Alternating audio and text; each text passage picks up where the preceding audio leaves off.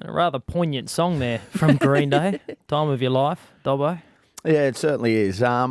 This is going to be a difficult conversation, guys, to have with everybody, but I want to share it with everybody that listens to our show, and I want to explain the whole thing that took place a fortnight ago.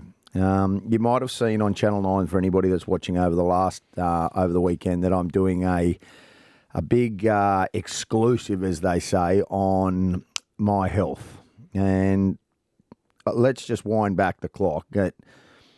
I was 160 kilos, probably around about 5 years ago. I'd let myself through nothing other than abuse. So I decided to try and change my life and got my weight down, and then obviously have got considerably down. I had bypass surgery over a year ago. I'm under 100 kilos. And to clarify, gastric bypass surgery. Yeah, gastric bypass surgery. Dr. Ian Martin had it. Was embarrassed that I had to get it done, but got it done for the sake that I just wanted to be healthy. At mid-40s, I just wanted to be healthy for my family. You know, I was getting married again, got 3 kids, everything like that. 2 weeks ago, and you would have noticed, I was off radio for the best part of a week here and there, and it was a little bit distant. And some people were saying, what, did you have COVID? And it all took place a fortnight ago when I was walking. I walk with a group of blokes out of Ipswich 3 mornings a week called the Walrus Club. We're just a group of middle-aged blokes. It's more about the chat than the fitness, but it's a good thing, and we actually, really help each other, and we have a walk and a coffee, and it's more for the mental health. I was walking up Queen's Park Hill, and I had the most enormous pain in my chest that I've ever had. Now, I was sweating profusely. This is not a hard walk, but I had this amazing pain in my chest. But when you say pain, are we talking burning, or is I'm talking like a cement truck sitting on top of it. I thought I was having a heart attack. I thought the pressure, I was having a heart attack. Shortness of breath. The pain was unbelievable. In the corner of my elbows, in my arms, the pain was unbelievable. When I got to the top of the hill, I stopped, but the pain went away straight away. So, me being me, continued to walk with these blokes, right? I get back to the coffee shop, and if it wasn't for, there's 12 or 13 of us that walk every At the time, were you saying, geez? Mate, it started raining, and we had to run home for the last kilometre. Right. And I was seriously, you've got no idea. But when you stopped, the pain went away. So I'm like, there's something not right here. There's something not right. Look, Matt Ostrowski, the Zed, Wilco, who owns the butcher shop, all said to me at the time, these are blokes I walk with, Dob, you need to go and see a GP. You need to go to the doctor. And you brush it off and you say, righto. I get home. It's 6 o'clock in the morning. I said to Am, I've got this pain again. And she said, I think you should go to the GP. So I've got a really good GP. And although I don't go a lot, I've got a really good GP, a bloke by the name of Hugo Gow from Flinders Peak Medical, and he knows my background. He's been dealing with me for years. He takes my bloods and says, mate, you probably should have gone to the hospital. He took my bloods. Within an hour, he's rung me and he says, you need to get to emergency. Do not drive. Straight away. Isn't it funny, the idea that you turn up to your GP and he's saying, you probably should have gone to the hospital. Yeah, exactly. He said, in future, if you have this, you go to the hospital. And he was unbelievable. He rang cardiologist straight away. They took my blood immediately and put it urgent. I drove back to my house. So you went against the doctor's order. Yeah, drove back to my house after he said it. You're an idiot. And then he rings me and says, do not go straight to emergency. So Amity came round, picked me up. I went to emergency. Now, I had a major blockage of my major artery. Now, there's a cardiologist who I had to have a stent. I had 88% blockage of my major artery. I am beyond lucky. You don't survive this. I've had a stent. We have got some audio, and it'll be played out tonight. Andrew Small was my cardiologist who performed the stent, and they interviewed him, and this is a little snippet of what he had to say.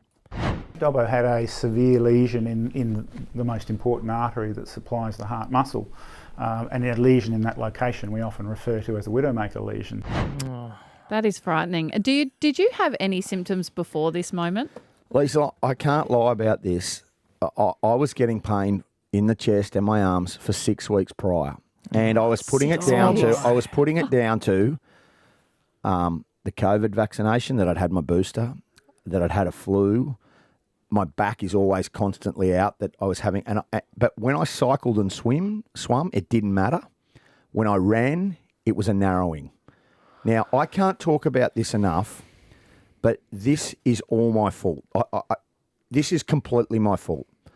For 20 years, I drank, I smoked, I ate food, I ate crap food, I never did any exercise, I have a high stress, I was divorced, I got kids. I'm just a typical Australian male. And you know one thing? I never went to the GP. Never got my blood pressure checked. Never got my cholesterol checked.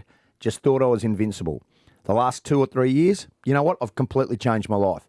But it caught up with me. And if these blokes and my wife, Amity, hadn't have said, you know what?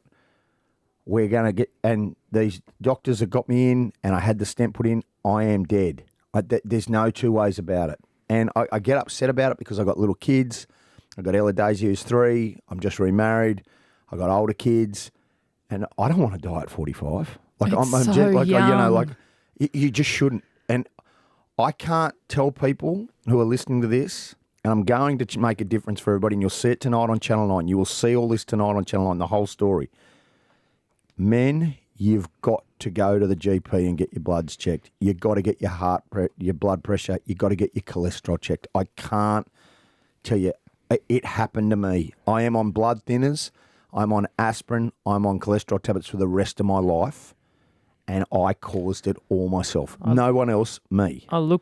We were at your joint in Ipswich yesterday for a barbecue, Yeah. the 3 of us and our family, and I met your little girl, Yeah, Ella Daisy. Yeah. then. And the thought that 2 weeks ago, Yeah, her dad was having heart surgery. yeah. Having heart surgery of something that he had ignored for the better part of a month and a half. Yeah. I mean, she would have no idea, but your wife, Amity, Well, your other family, Kylie, Ella's mum knew about it, and she said to me, "What are you doing, you idiot? You've got this." Like, and Amity said that, and my older kids were like that. That's the thing. Like, the thing that upsets me the most is that I put my family in that position, and that's probably the biggest thing for me. I've mentally. When you get a stent, is not hard. It's not a difficult thing. Something's still going into your heart. Yeah, mate. they still, but they go up your vein. They put a balloon in there. They open it up, opening up and then they put, and it's not a difficult thing. But at 45, by 20 years, I was the youngest person in the recovery room. All the other people getting stents that day were 60, 70, 80, 90. It's not still right.